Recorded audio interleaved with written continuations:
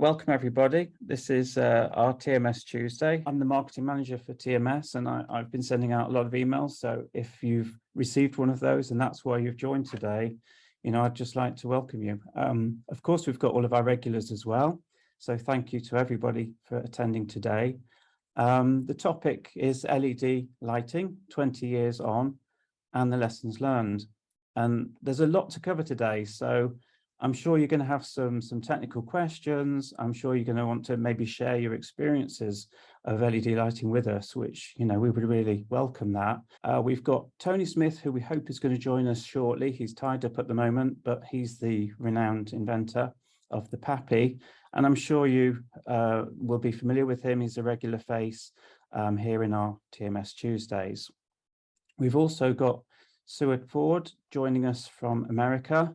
Connecticut, I think, who provides consultancy, training and information services to the airport lighting industry, of which she's now worked in for almost 50 years. So that's a huge amount of experience to have on hand today.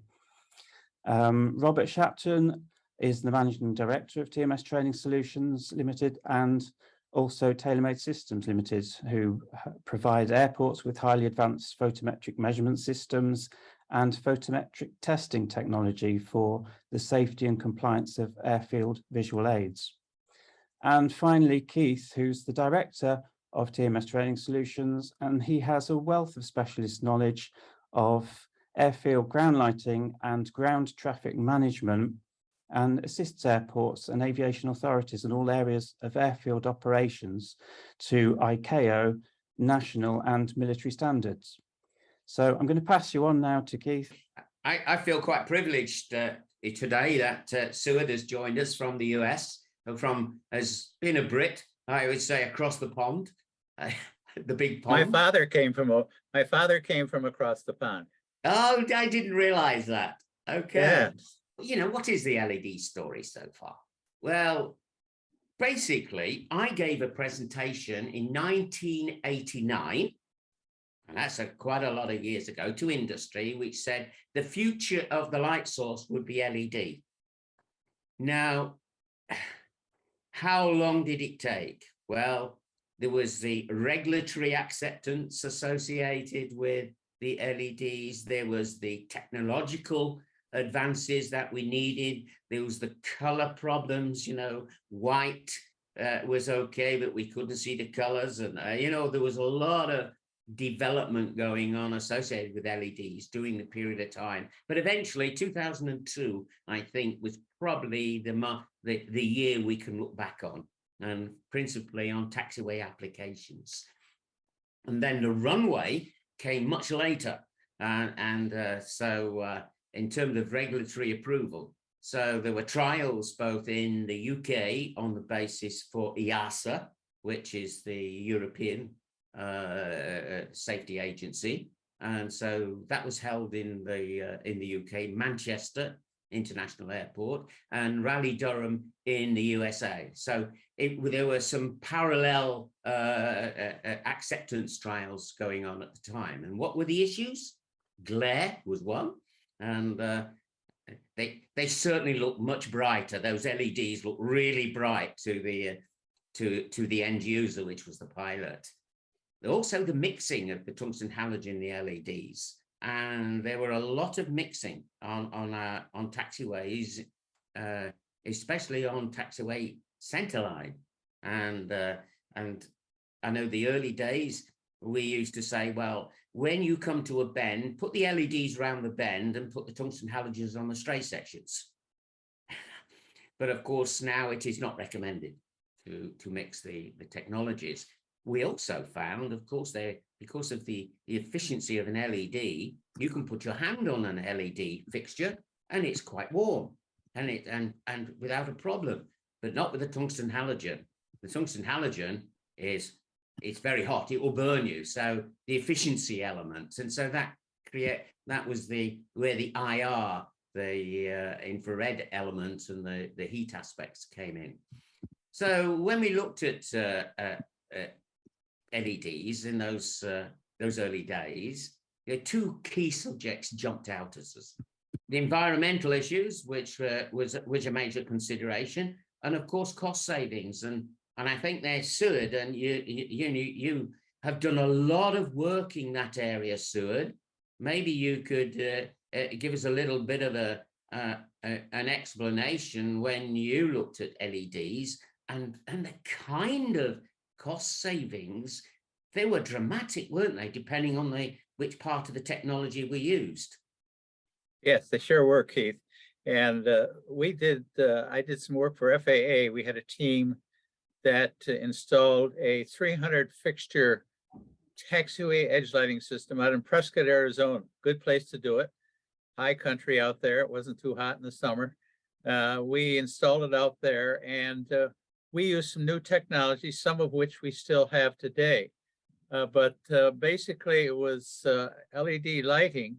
We did not use, when we did that initial system, the pulse wave modulation technique that we use today to change illumination levels. But we just varied the DC current in the fixture. And that seemed to be fine for us when we observed it. Of course, we know that has changed over the years now until we have the pulse wave modulation method used in our fixtures. But anyways, when we did this, we made some estimates, and looking at the cost of this, I calculated, we had 300 fixtures on our facility out there. And I estimated to do that cost, the electrical energy costs for the 300 light fixtures. We figured there was, and when I figured the energy, I said, well, maybe there's going to be 12 circuits and all of that. And just to estimate a typical airport, I said, we'll estimate there's 12 circuits, and it's going to be 2,200 lights, we'll say, at a larger airport, taxiway edge lights. And I said, well, the cost of energy is going to be 11 cents a kilowatt hour, which was what it was at that time. And we're going to operate the fixtures at 12 hours a day. And they were operating at only about 10% at the high intensity, and the other percentage was at the lower intensity. We had 3 intensity lighting. And the circuit we put them on was a 2.8 amp series circuit. We took step 1 of a 5-step regulator and made it the maximum step on this circuit. So it was 2.8 amps. And then we dropped down to step 1, a 3-step lighting. Down to step 1 was only 300 milliamps on the circuit out there. And so we did that and set that fixture up as I designed it. We had a series circuit transformer out there, which is modified to change the AC current input to a DC current output to the lamp. And of course, that DC current output varied with the changes in the input AC current. And of course, that was set to the brightness levels that we wanted, the 3-step brightnesses we use for taxiway lighting. Well, anyways, looking at that system and then comparing it to what we had been doing, that was the tungsten halogen lamps, and with a large number of circuits, and with the energy being used in the ferroresonant CCR, which was the most efficient. I figured they would be 85% efficient. I might have been a little low on that. But the total electrical energy for a year's operation on that circuit was about $34,000 for the electrical energy, and that's 2,200 fixtures, I figured, total, and 12 circuits, and 11 cents a kilowatt hour. So it came to $36,000 for electrical energy. And then when we came to the LED fixture that we use today out there, I calculated that using the LED fixtures we use today, and was using the same series circuit transformer, 3045 watt transformer, the energy cost dropped down to $17,500. So you see, we dropped way down almost 52% of what the energy cost was before for a year's operation. And then I said, well, you know, they always say if you use, instead of using a 3045 watt transformer, because we only got a fixture that draws about 6 watts, let's use a 10-15 watt transformer. So we did that. We changed the transformers, and that dropped the energy usage still more because we had a more efficient transformation of energy from the series circuit transformer to the light fixture, and it dropped down to 37% of the original cost for the old system, as we would call it. So there is a difference in converting, making sure you have your transformer match as close as practical with your light source. We found that out in doing the calculations that I did. Well, then looking at the circuit as we had designed it, not as though we have it today, using a 2.8 amp circuit, as I mentioned, the total energy for the year dropped to 5% of the original cost of electrical energy. So you can see there's a lot of energy to be saved, and we're not to that point yet, but we are to considerable savings. We're down to at least the 37 or 40% of what energy used to cost. How's that, Keith? Is that enough? Yeah, no, that's fine. That's perfect. And I think it's just really highlighted the fact that, yes, we know LEDs are more efficient and therefore there is a lot of energy savings, but until you do the actual trials and look at it in real time and, you know, in a real situation, you cannot justify and demonstrate it. You can only calculate. But now, you know, you've just demonstrated, sir, is that, you know, this is for real. This really is for real in the cost savings. So clearly from an environmental and a cost saving viewpoint, you know, the LEDs are here to stay. So next slide, please, Damon.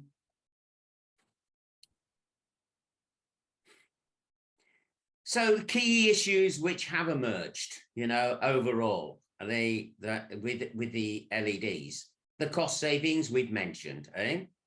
Now, interesting, there's when we look at the early life failures, and we had a lot of early life failures with LEDs in those early days. So, you know, that, you know, plug it in and forget it and walk away. And I used to see in those early days one a marketing leaflet which said the next time that this engineer needs to look at this light, his son will be at his little baby son will be at university.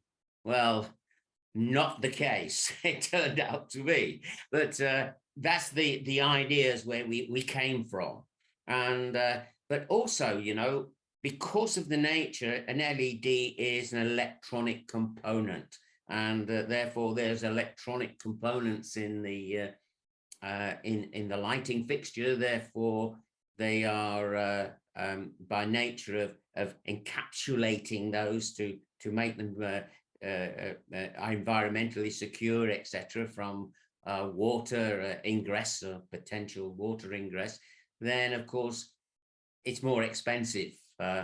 You can't just take the things apart and replace like we used to do with the tungsten halogen or the incandescent light units. Another aspect which is really found out, because the efficiency of an LED lighting fixture, which I mentioned earlier, then they actually are very cool when you put your hand on them. And by the nature of the design of lighting fixtures, especially inset lighting fixtures, the in-pavement lighting fixtures, then the water or ice can build up in front. Well, with the tungsten halogen versions, they would get very hot, and it would any water would evaporate because of the heat dissipation, and ice would melt. Well, that's not the case so much with an LED. So there's an aspect, and that we'll have a look at that. I mentioned about the maintenance element and the spare parts. You don't need many spare parts for an LED, but those spare parts are encapsulated units which are high cost. So from that aspect, we also have found, because there was in the electrical integration issues, and when we talk electrical integration, we, as Stuart has mentioned, the size of the transformer, for example, the type of CCR, for example, thyristor-based CCRs, or ferrorescent or thyristor-based CCRs, or the IGBT, what people call the low harmonic. So that element, there's a lot of integration issues and other aspects which is coming in, and more pronounced more recently is the integration of the individual light control and monitoring, the control and the monitoring aspects of switching on individual lights on and off. You know, we now are coming into the smart light era, as some people would call it. So yes, a lot of electrical integration issues have emerged. And Seward and Robert spoke earlier before we started, is as to the LEDs actually to the human being look brighter. They're not in reality, but you know, as far as a pilot's concerned, they say, "Ooh, switch it off." It's, you know, a lot of glare there. So next slide, please, Damon.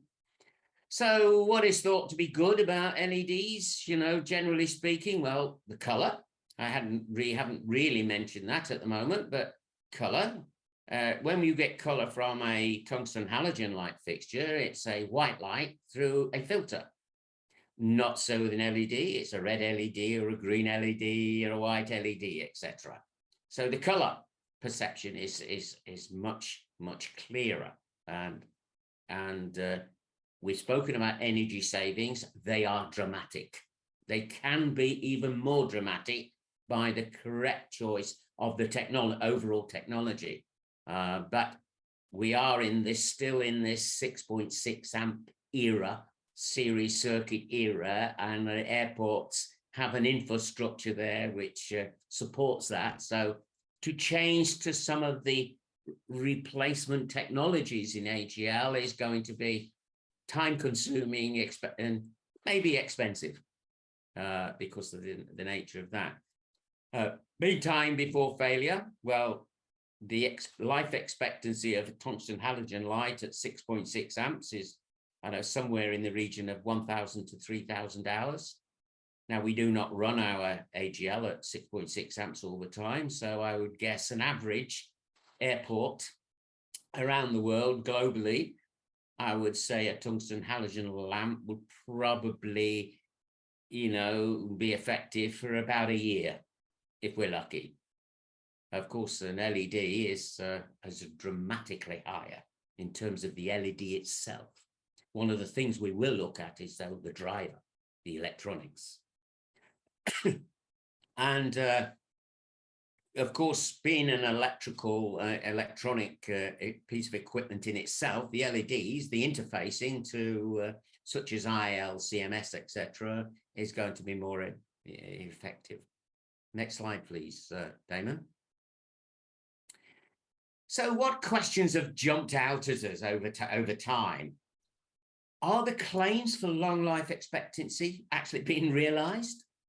That's debatable.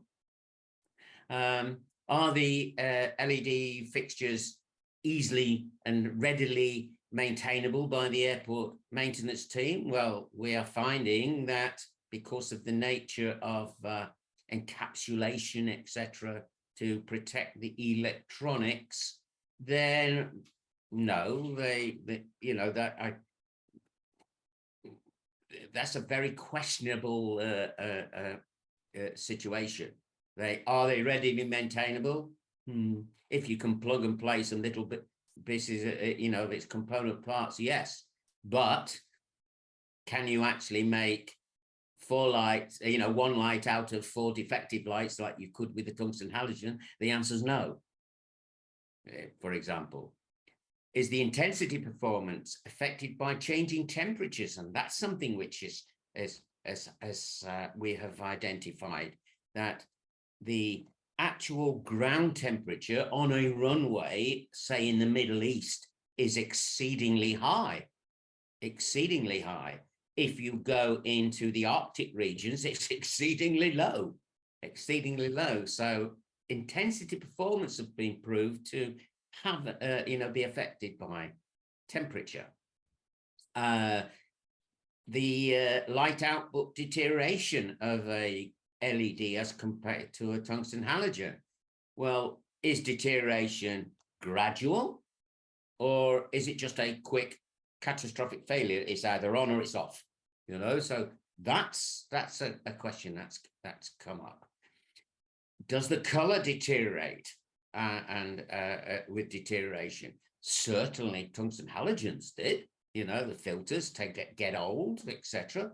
Color deterioration was pronounced in depending on where we were in the world. So do LEDs suffer to that? So that's a question that's being really asked. And otherwise, and also this later generation of LED fixtures where we are including ILCMS as part of the lighting fixture, will it be affected by software conflicts or malware? That is something which is emerging, really. So next slide, please. So what I'm going to do is to say, look, we asked around. We didn't just say, oh, from our own head, from our own team, you know, from the team that we've got here. We asked people around from airports, what's your thoughts? You know, and so if you go to the next slide, let's go to some of those thoughts, you know, because when we look at those thoughts, the actual statement, and I took this statement that is on here from the US, from the Airport Cooperative Research Program on LED airfield lighting systems, operation and maintenance. And, you know, airports require, don't they, reliable airfield lighting. Well, and when LEDs came in, yes, there were savings. Utility costs were saved. And was it going to be reduced maintenance? Well, we thought so. And so we really accelerated the effort and the drive to introduce LED technology. But then we had to say, hold it, there are limitations. Let's have a look at those limitations. And this study did that. So I've just brought up this slide and this abstract that is shown here. The fact is, it's directly from the Airport Cooperative Research Program that was conducted in the US by an FAA sponsored group. So next slide, please. So let's have a look at the comments that came from the industry. Firstly, there were I asked for operational and engineering comments. So operational comments, what are the pros, you know, the positives associated with LEDs? These are industry comments in the last 3 or 4 weeks. Better signal colors, no need for filter glass for the color. Yep, we know that, that's good, yes. The color is the same at all intensities. Now that's something which it was interesting because with the tungsten halogen, there was a color shift according to the intensity. And one of the positives that have come out is that an LED which is white and an LED which is yellow stays white and stays yellow, whereas in a tungsten halogen, you quite often could not tell the difference in time between a yellow and a white light, especially on runway centerline and lead off situations. The negatives, the cons associated, because the efficiency of LEDs and etc. There's no infrared capability, and that, of course, in the military application has created some issues because the military would like to land on a darkened runway if they could, and for obvious reasons, what is called in-theater operations. That was more particular for military applications because there's no heat. Also to counteract moisture and ice buildup, which I've already mentioned earlier. When it comes to the tungsten halogen, they say, well, we like tungsten halogen because it's got a significant infrared signature.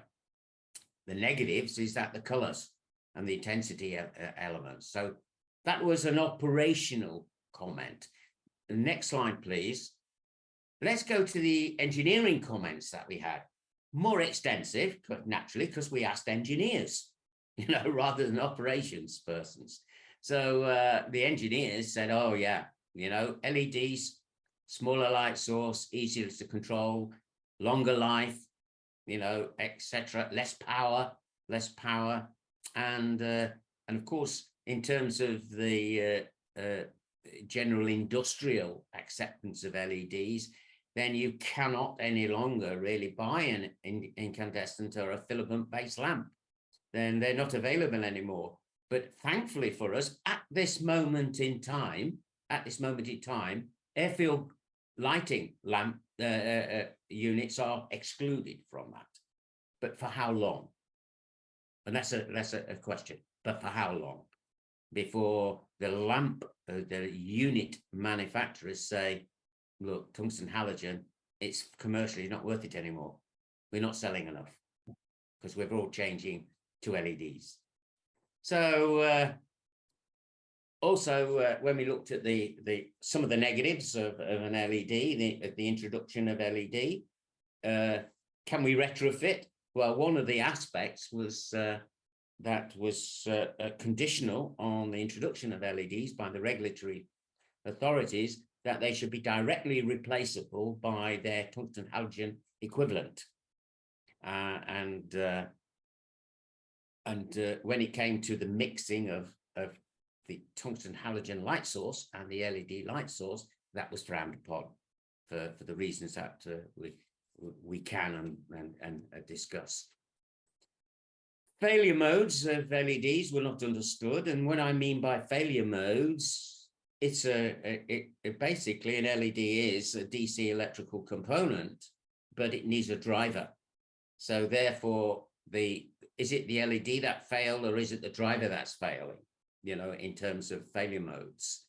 When we're looking at the IR signatures associated, then perhaps we need to, and I know I've been involved just more recently with the UK military, and then they're saying, well, we need to look at how we're going to provide an IR signature on LED lights if we do change fully to LEDs.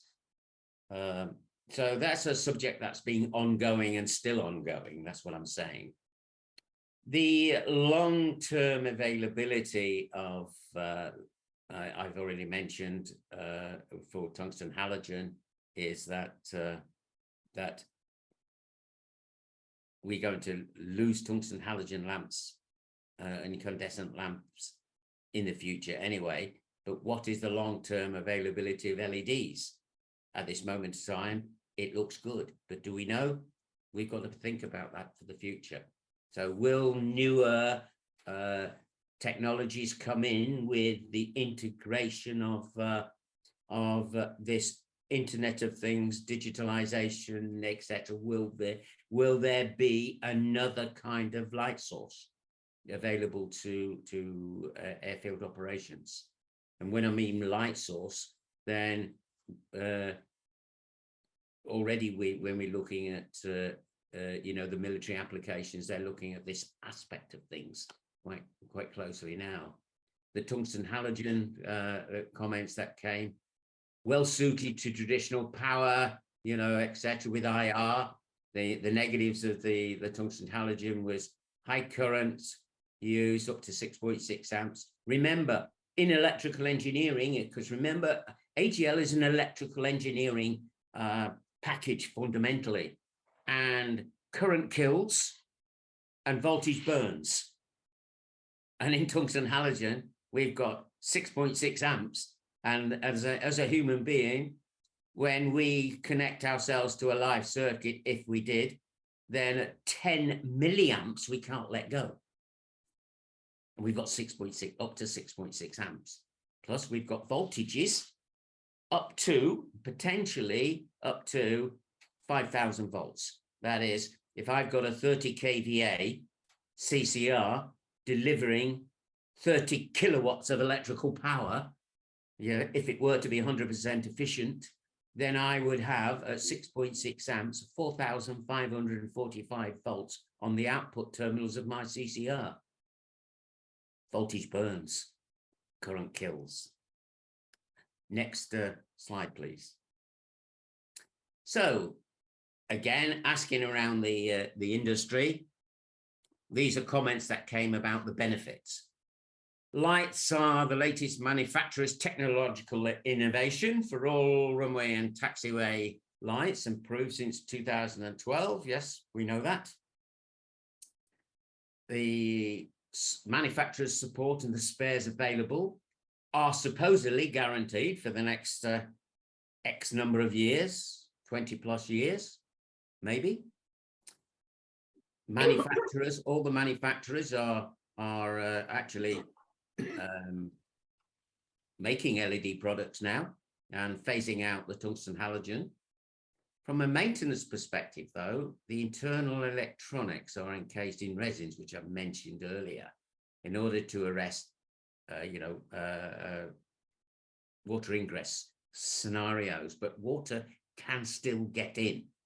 And if you, for example, we take an in-pavement light, inset light, then if you crush the secondary cable and you have water in the base unit, whether it's a deep can or a shallow base unit, then if you've got a pinprick in that secondary cable, that light fixture will suck in water.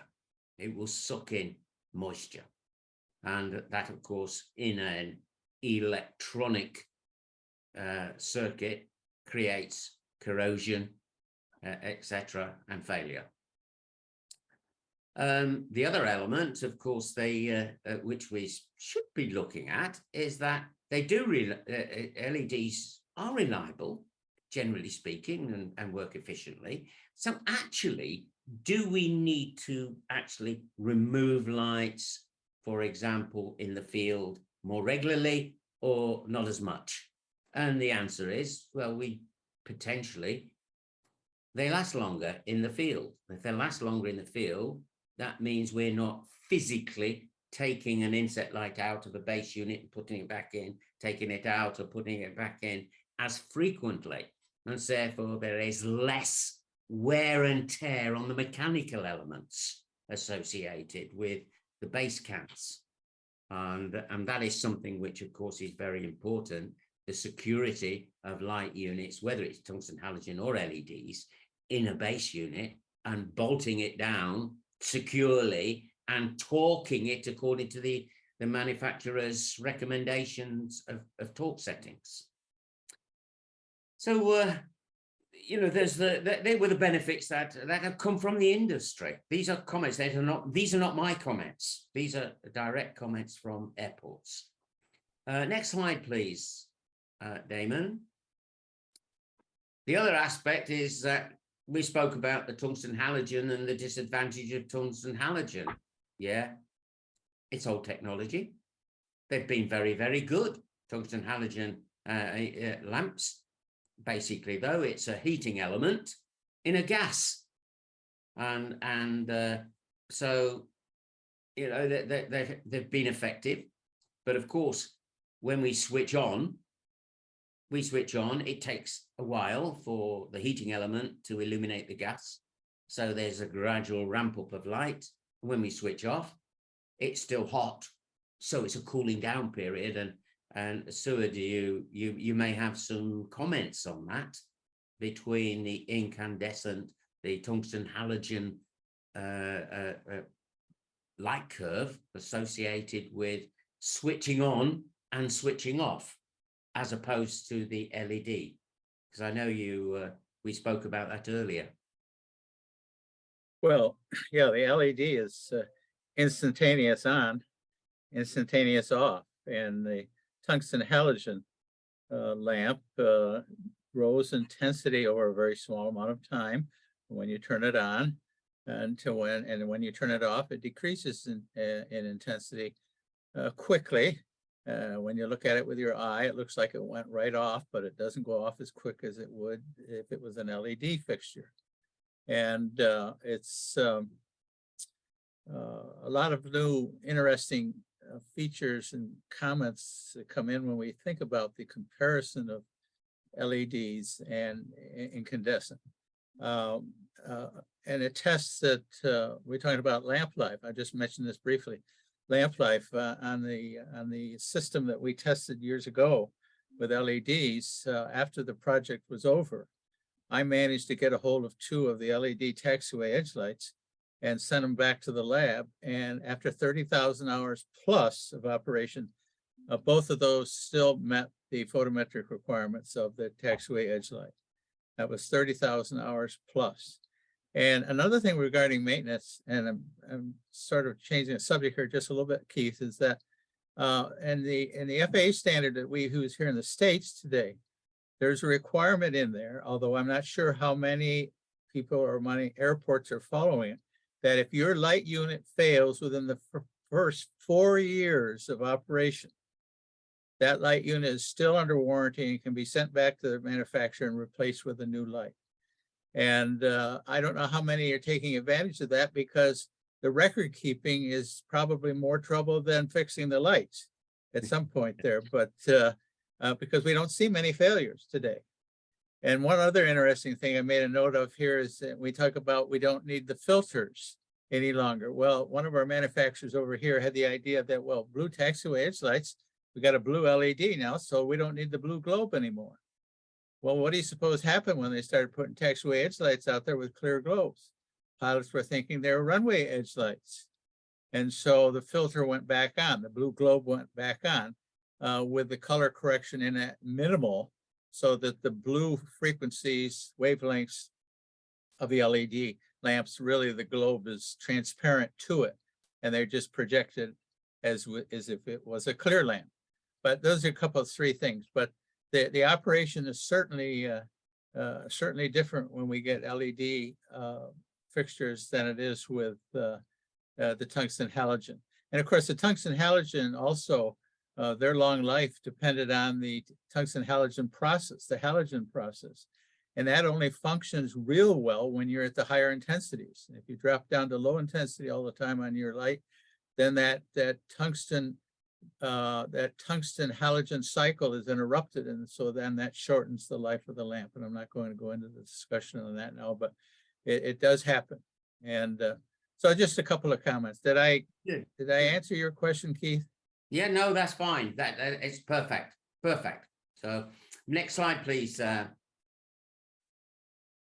So going very quickly, we're going to move on to actually a scientific study. And if we could go straight on to the following slide, and this scientific study, as I said, was sponsored by the FAA, and under that cooperative research that I mentioned earlier. And we acknowledge the fact that in TMS, we acknowledge TMS training. We acknowledge the FAA, the IES committee, the Airfield Lighting Committee, and the Lighting Research Centre for this the information that we're going to share. So next slide, please. So what's the general background, why they did the research? You know, LED-based solutions offered many benefits. Well, yes, long life, more reliable operation, and reduced maintenance costs. That is where, you know, the study came from.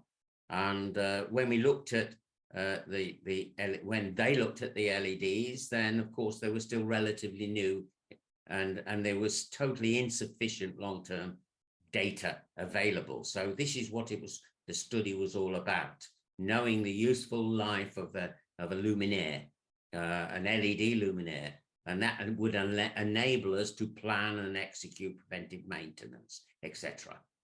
Next slide, please. And looking at that background, the functional definition of life is needed for that.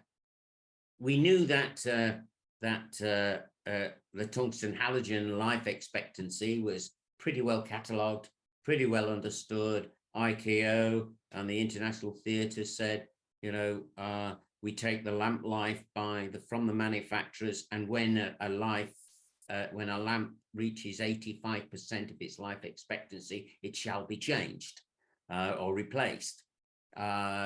But of course, no details were really available for the LEDs at that time. The output depreciation, then when we looked at LEDs, we thought that they would have different performance. They do. So this study was to establish that. And so to enable us safe airport operations with adequate photometric performance in accordance with the standards. And we clearly know what the photometric performance is from the ISO Candela requirements of each of the lighting systems. So next slide, please, Damon. So what happened there in this study, they looked at various systems, and they looked at, in this case, a runway centerline, and looked at output, light output depreciation. And what was amazing, that even at room temperature, there was quite a quick depreciation. And so there was 3 temperatures chosen. Temperatures at 59 degrees centigrade, 80 degrees centigrade, and 100 degrees centigrade. And when we looked at those, then the depreciation then was increased as the temperature went up, and it reached a stage where it was a catastrophic failure. And that catastrophic failure was identified, and we looked at the time of operation associated with. So if we go to the next slide, Damon, we'll find that when we went to those higher, the timings associated with the life expectancy. Remember, this is not an airfield study, it's a laboratory study, And when we looked at those different temperatures, then it turns out it was the driver that was failing, not the LED itself. And that really started to make us think about, oh, LED life expectancy. Well, the LED life expectancy can still be 100 to 150,000 hours, but if the driver fails, then the light goes out, or depreciates. And that is what we found. And if you look here on then the driver failed at the 80 degree centigrade mark after just over 3,000 hours. But when we moved the temperature up, the failure of the driver dropped to just over 500 hours. Well, there's a big difference between 500 hours and 50,000 hours. So there was an element that identified where the potential failure of an LED lighting fixture would come from. Next slide. There was also a color shift. And it was interesting that at the different temperatures, they also looked at the color shift of an LED. And it was found that we went outside the chromaticity requirements as the temperature rose. So we crossed out of that chromaticity area, and this was a touchdown zone light, so that was white light. So in that white light, we went out of the white zone in the chromaticity relatively quickly. That was something which hadn't been realized before. Next slide. So what is the useful life?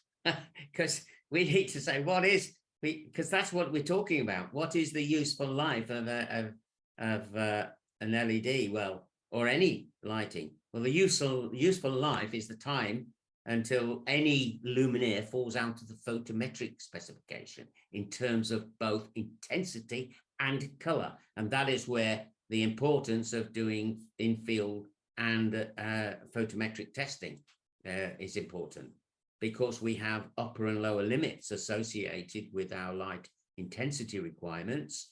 In the international theater, in the international field, then when a light output falls to 50% of its design in accordance with the ISO Candela, then it's deemed to be unserviceable.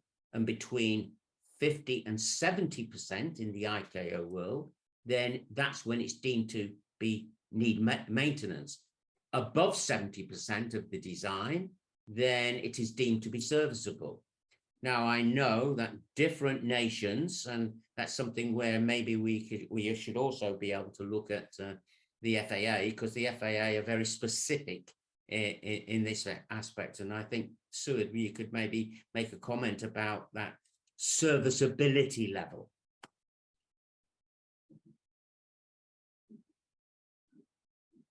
You're on mute, Suad. Sorry, got carried away there. On ours, the limit is 70%. When it drops below 70% of the minimum design tolerance. In other words, high intensity runway edge light is a 10,000 average candela, and the main beam candela output fixture. And if that's the minimum in the design criteria, and it can be higher than that.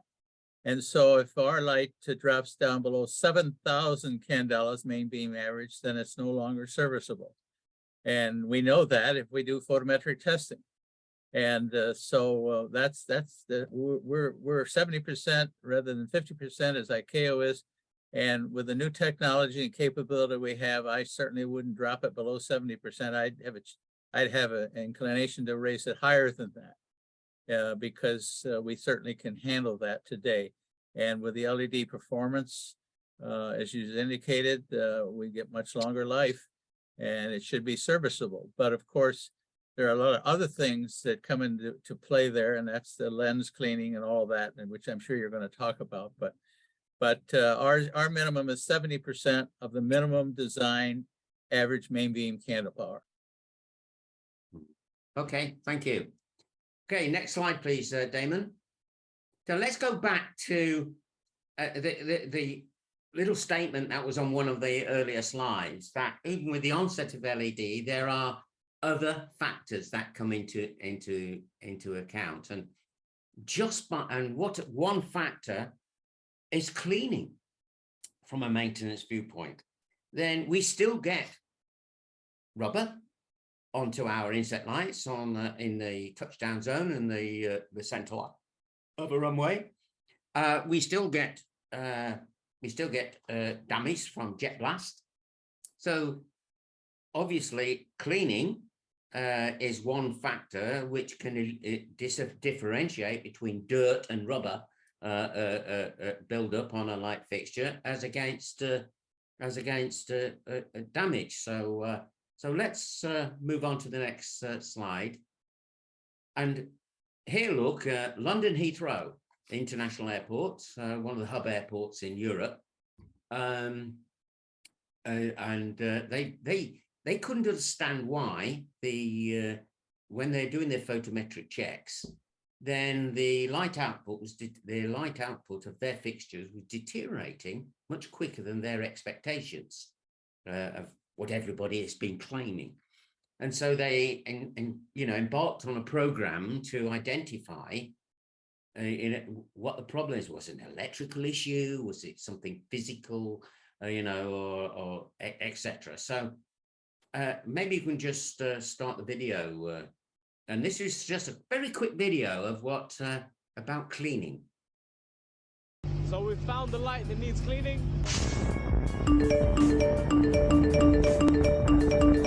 Unclean that runway light. When you click the trigger on here, the soda gets shot out of this nozzle and cleans these lenses. It actually sends a GPS signal via this transmitter. There's a transmitter just over there, the black one, and that tells the GPS that light has been cleaned. And every time you go from one light to another, it records on the GPS that the light has been cleaned, and then you can move on to the next one. And then in our maintenance strategy, we'll be able to actually identify if this light needs changing or if it just needs cleaning. Now, what was interesting, what came out of that study was the fact that they found cleaning, yes, was one factor, but lens damage was also a major factor. And this is shown on United Kingdom, UK television, this video. So maybe we show this video. I think it speaks for itself.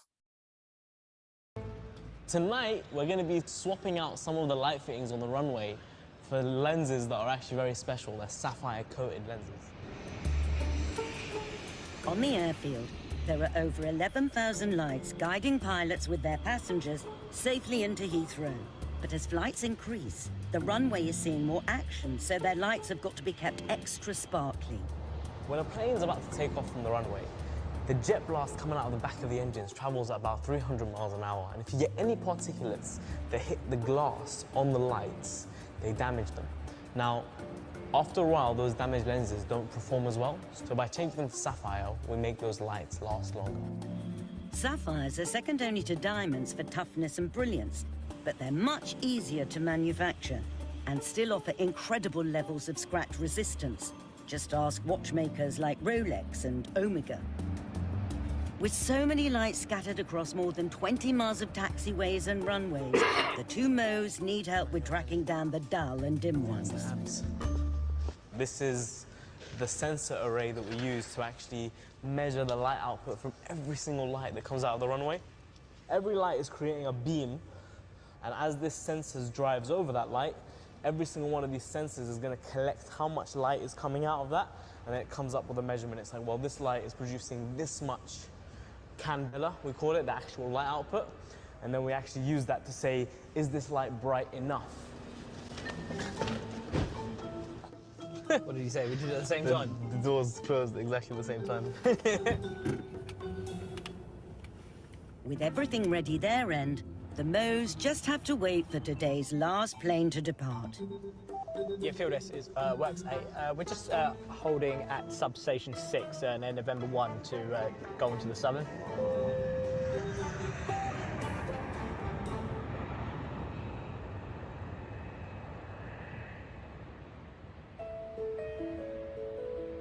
Works 8, yeah, you're clear to go. Tower works 8. 3, hello, Commissioner.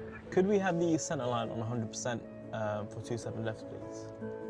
As the last flight of the night is heading to 30,000 feet, the MOs have the green light to start working out on the runway. We switched off all the lights except for these ones. We don't want any of the other lights on because they might impact the results. At over 2 miles long, the southern runway is the second longest in the UK, only to its sibling, the north runway. And when you're trying to find a few faulty fittings, you need a good co-pilot. This will tell you exactly if he's hitting them right. If this one's saying go left a bit, and it'll tell you how much left of the runway to do as well. Yeah. You really want the lights kind of like, imagine like a football going through your legs. It's just like not making it all the time. International aviation rules dictate the minimum brightness for runway lighting.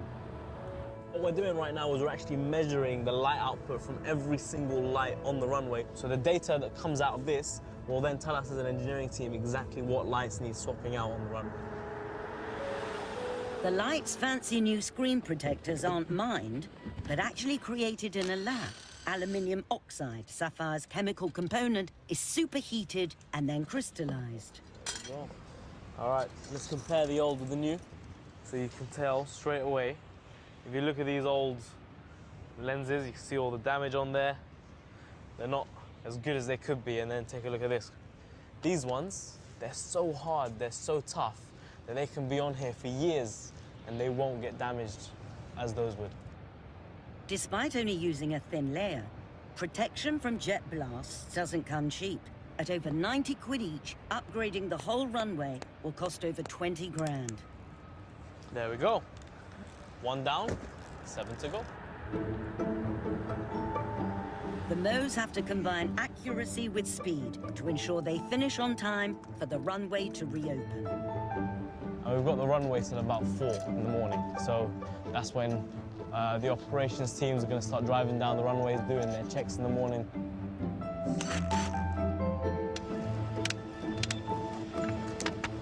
And the next one's literally just the next one down.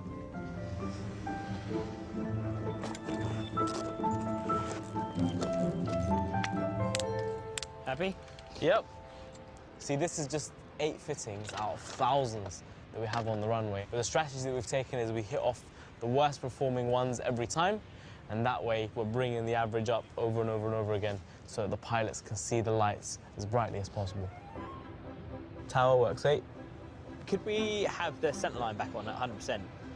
Thank you very much. Cheers, take care, thank you, bye.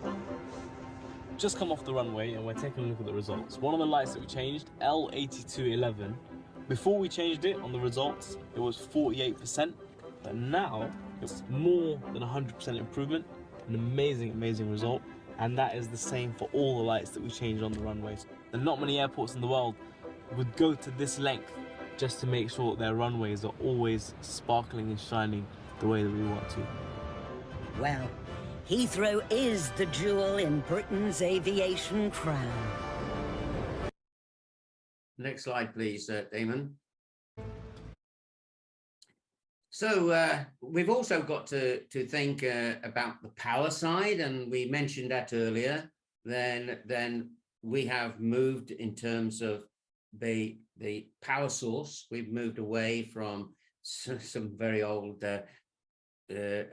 what I would call basically transformer-based units to thyristor-based units for many, many years, and now we're into the sine wave,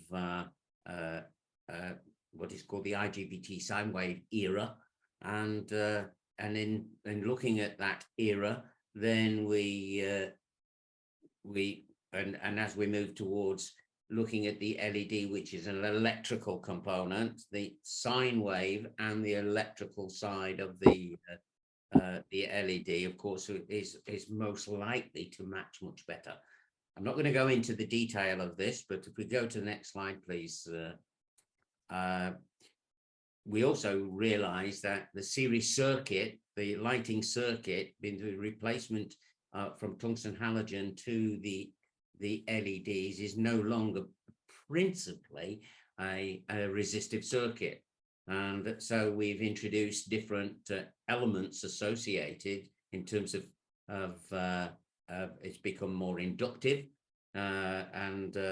So if we go to the next slide from this one, then if we see on the left-hand waveform, that is the output of a typical thyristor-based unit. And what we do is we use the thyristors for helping to determine the intensity levels for step 1, 2, 3, 4, etc. On the right-hand side is the waveform output from an IGBT, a transistor-based power unit, CCR. And in terms of that, this is actually an analog waveform. What we do is to change that to a digital waveform in the terms of what is using PWM, pulse width modulation technology. And what we do there is to take a section, and that's called the duty cycle. I'm not going to go into the details here, but just to explain that power is also a factor when we're looking to change from incandescent tungsten halogen to LEDs. Next waveform, please. So different manufacturers have different design approaches to this aspect.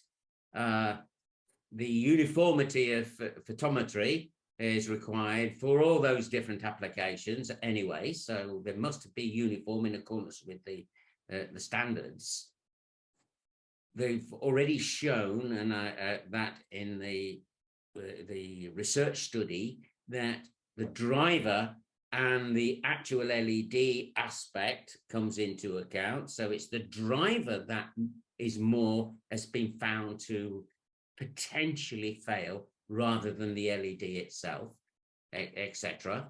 So, and also, as we move to the newer generation of using, for example, taxiway centerline lights for surface movement guidance and advanced surface movement guidance, then individual light control and monitoring has come into the equation.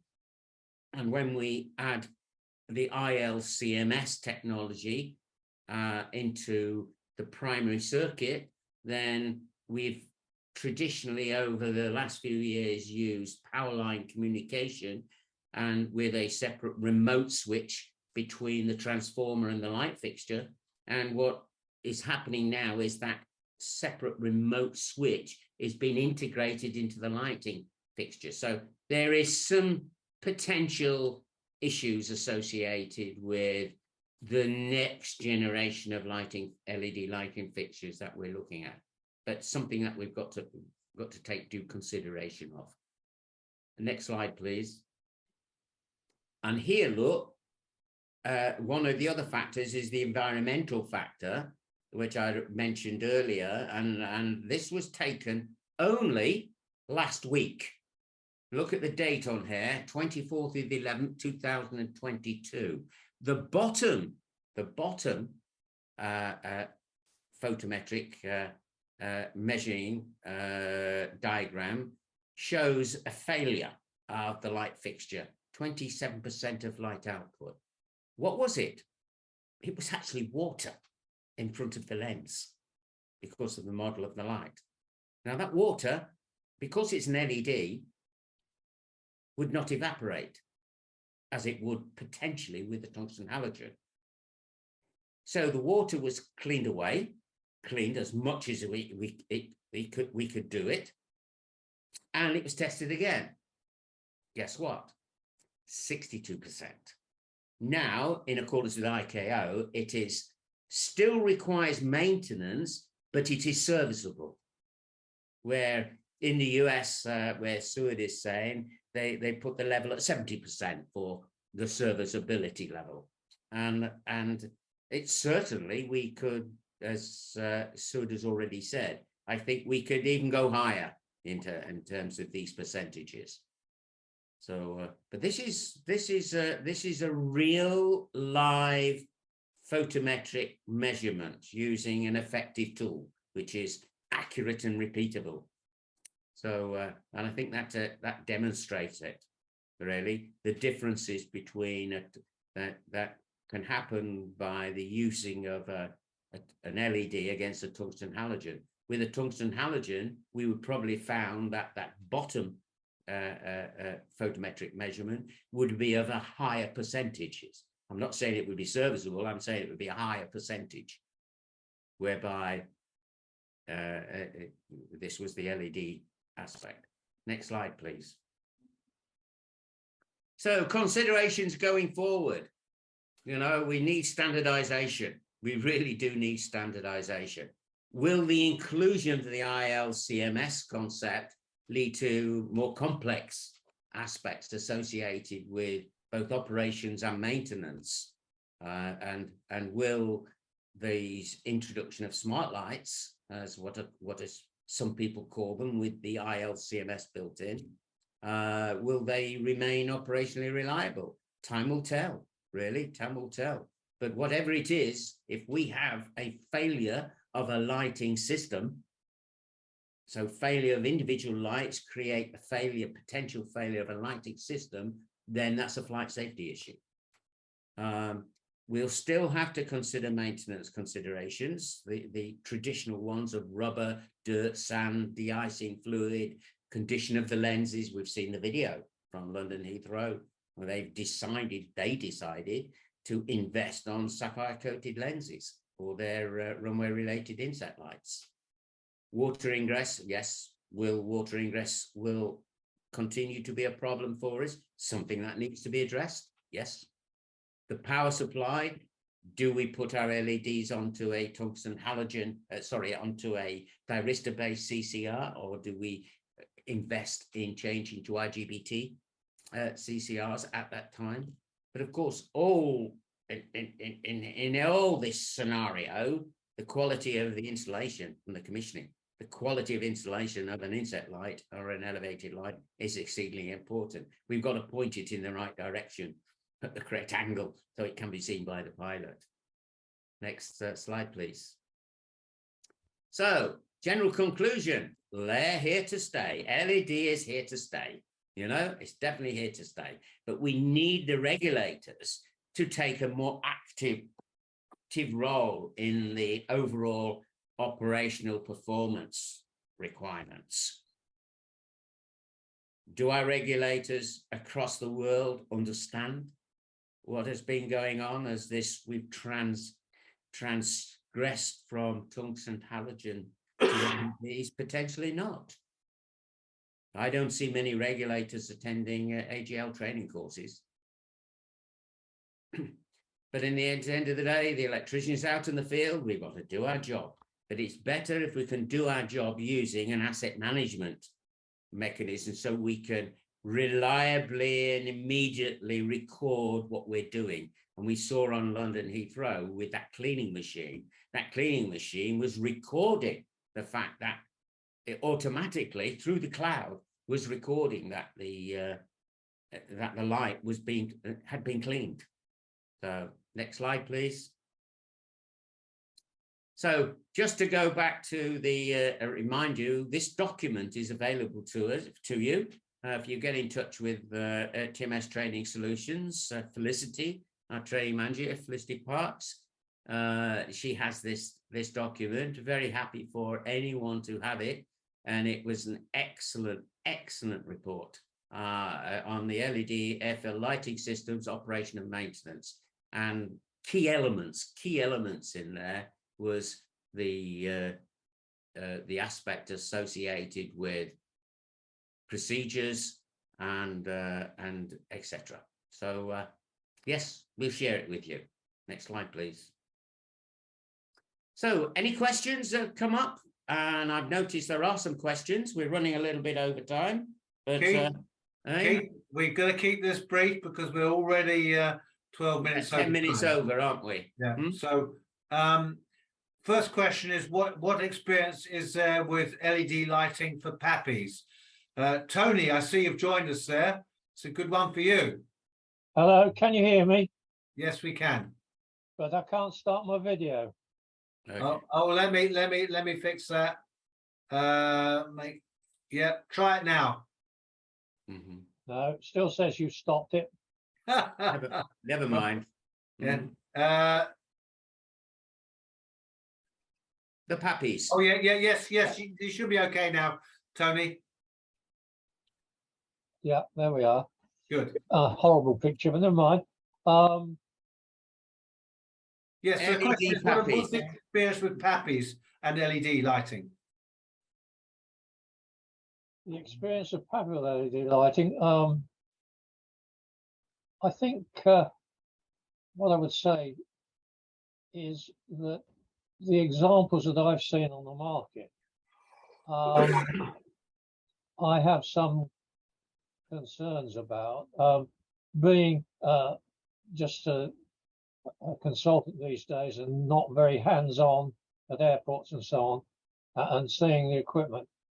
One equipment I saw which used LEDs, I saw a distinct band between the white and the red, which there's no signal color at all, and that's a design issue, I guess.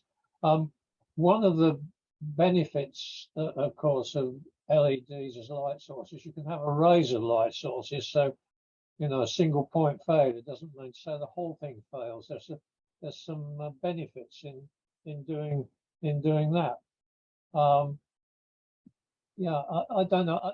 You get good signal colors, of course, with the pappy white and red. Incidentally, I just the other night watching the football, somebody commented, the thing we sometimes forget in visual signaling, there were two teams that were playing in red and green, and color confusers, which are 10% of the male population, having great difficulty watching the matches. So it's a good thing. Just reminding me, it was a thought that we'd make Pappy a red-green system. That wouldn't have been too clever an idea, actually, would it?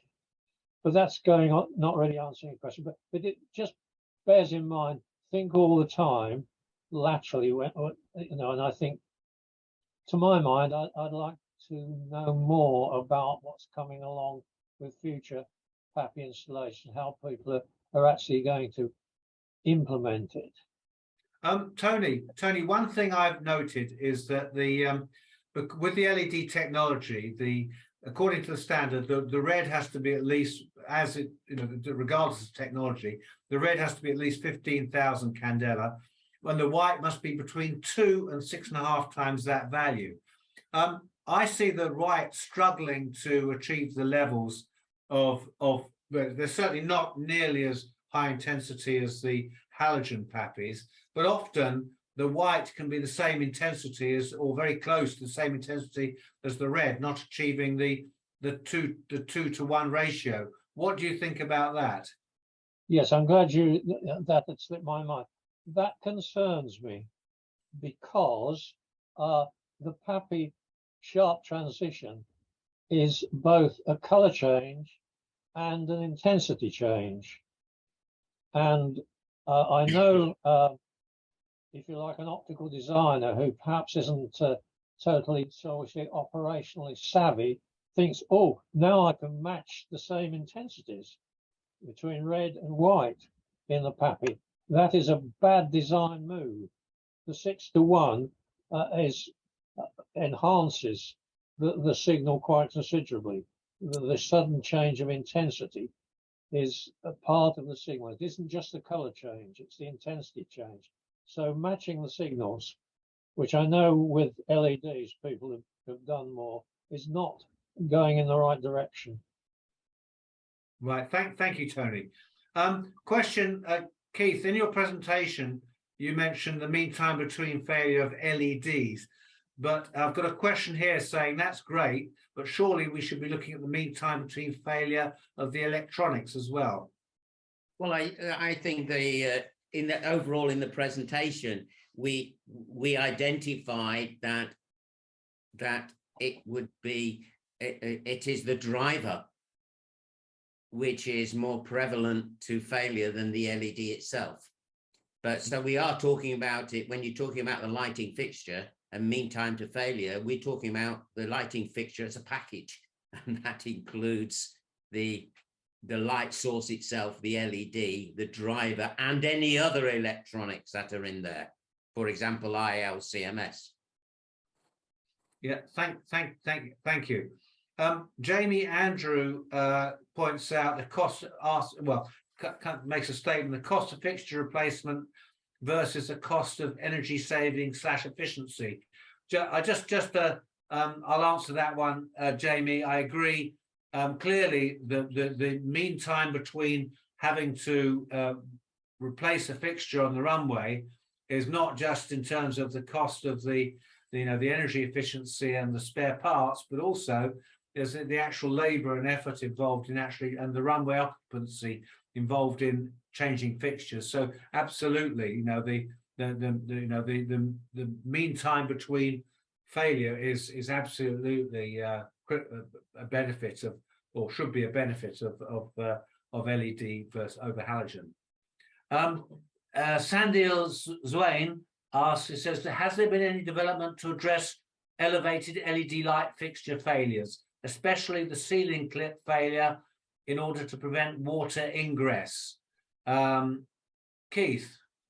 Well, I think really the question has to go to the different lighting manufacturers there, because if there is a potential failure with a particular model of light fixture, then of course that has to be addressed with the lighting manufacturer. We're independent. We're not looking at the independent makeup of a lighting fixture. So we can only identify from our photometric testing, from the information that we get from that source, when there's a failure or reduction of light output. Comments by us about the individual products would be wrong.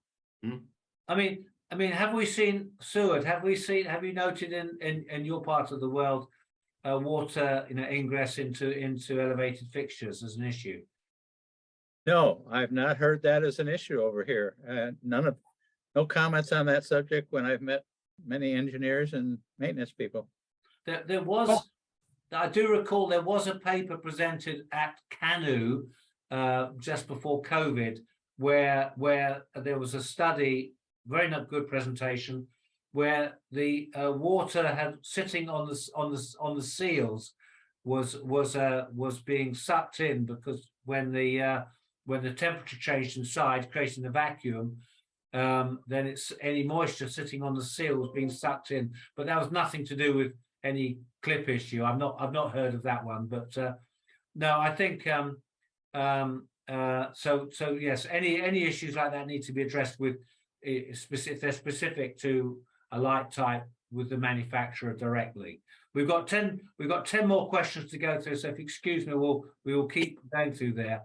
I've got a question here. With the induction of all-weather operations, which allows enhanced flight vision systems, which requires the lights to have IR output, my question is, are there any developments with LED fittings to introduce or to produce IR output to allow aircraft operators to benefit from the technology? All I can say on that one is that the UK Ministry of Defence, the UK military, are looking at that element as we speak. Sue, are you aware of IR fixtures, or I think I've heard of IR being introduced to LED fixtures to provide that signature? Yes, I've heard that it's either included in the LED itself, or they also had included a separate IR source. Right. But I've heard some work going on. I think it's Federal Express. Some of the air freight carriers are the ones that are leading that. And I'd just say, nearly 20 years ago, I did some trials with infrared LEDs and night vision goggles, not in low visibility. That was very successful, quite easy to do, but of course that doesn't address the high intensity issues. But certainly just for night time work, it worked very well. No light in the visual spectrum at all. Night vision goggles and IR LEDs. Right. I've got a comment here, a question here. If all halogen lights are replaced with LED, there will be no need to run CCRs to 6.6 amps. Is this correct? Well, I think we're coming back to the element associated with the infrastructure and the good presentation discussion that Sue had earlier, right at the beginning of the overall session. Is the fact is that there are different options available now, you know, by the use of the LEDs. By the nature, the fact is that they do not consume as much power. Right. So, but unfortunately, the most of the world, we've standardized on 6.6 amps. So the infrastructure that exists, if we could utilize the same most of the same infrastructure, then you know, we wouldn't need to be running at the current values that we're talking about now. And of course, that would also bring us, as Sue had already said, you know, Ohm's law is Ohm's law. I equals V over R, you know, and, you know, I times volts, I times current, I times volts is equals watts. So if we can bring the power need down, which we can with LEDs, then if we bring the current down, then potentially we can also bring the voltage down. So, but that's a design issue of the overall system, isn't it, Sue? Yes, and just to sum up that, what we really need, and speaking for us over here in FAA world, we have specifications that require that photometric testing be done on your runway lights, your edge lights, your touchdown zone lights, your center line lights, that we do it every monthly, and that needs to be enforced. That is the bottom line. We spend all this money developing fixtures to meet Candela output, which has been told to us is necessary for the pilot under those particular visibility conditions. So it leaves the factory with those specifications being met. It gets installed. We're getting now so that we test the number of installations after it's installed to make sure it still meets the requirements. But then most airports forget about it. And so the light signal depreciates over time. And what we need is to enforce the FAA requirement that they be tested on a regular basis. And we're in the States here, we have a Part 139 inspection every year to make sure that that airfield that is conducting commercial flights meets certain lighting requirements. At the time the inspector comes to the facility, he should be handed a piece of paper which has the photometric data on it for a test recently run at that facility. Instead of just standing there and having the lights run through 5 steps of intensity and say they look okay. That's where the trouble lies today here in our enforcement of the lighting criteria. So we may be able to lower the candela output of the fixture with LEDs, but we haven't established that yet. What we need is what we got, and we got to enforce that and make sure we've got that. Not that most airports fail. We know that, and that's foolishness. Back to you. I find that across the world as well. You know, Yep. that even those that invest in photometric measurement tools, which are available in the from a variety of sources, then are they being used? Are the records being taken? Is the periodicity of inspections being made? And when they get those results, are they analyzing those results? The answer is many airports do not. Right. Thank you, Keith. I've got time. We're almost half an hour over time, so I'll take one last question here, and it's a very common one. I've seen it from a few people. How do you reduce or negate the flickering issue in LED lights? Who'd like to take that one? Well, we Well- had that initially over here in the States, but we raised the frequency of the flash, the pulse wave modulation. We raised that frequency and then it went away. We're certainly still seeing it at airports here, Keith. Yes, we are, and around the world. It's something which is condoning, but it's been more pronounced at the lower intensity levels. Yes.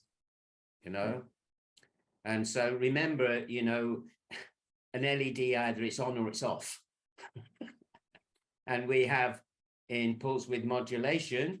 We, as Sue had said, it's basically in PWM technology. We're using the duty cycle for the intensity control, but when it comes to basically how does an IGBT system work, it's basically an H bridge with 4 transistors, and those two they work in pairs.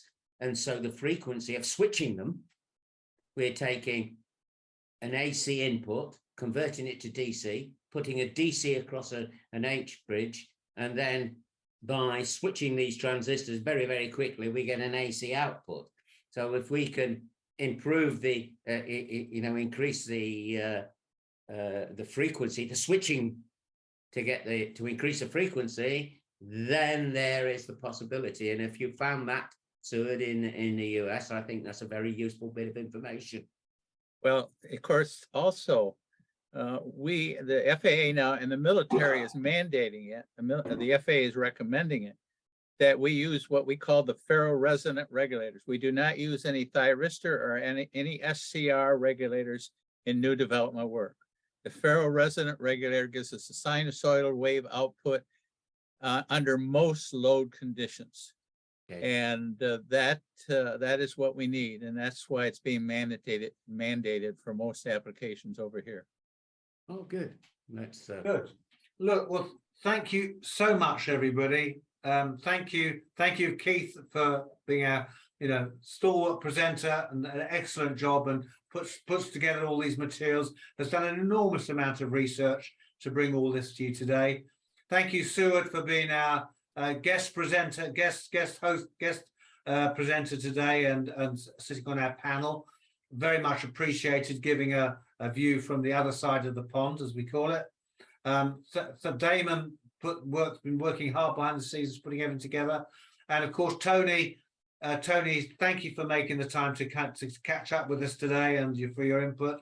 And we've got now just 3 weeks to our Christmas special presentation, because of course the last Thursday of the month clashes with a lot of people's holidays. So we're going to have a special TMS Tuesday Christmas special on the 20th of December. We're going to be reviewing the key issues, what's come up in 2022, but also looking forward into 2023. So what's coming next, what we need to be looking out for, the issues and topics, and we might even manage to drop in a prize quiz for you as well. So we very much hope you're able to join us on the 20th of December for 2 o'clock, back to our usual time.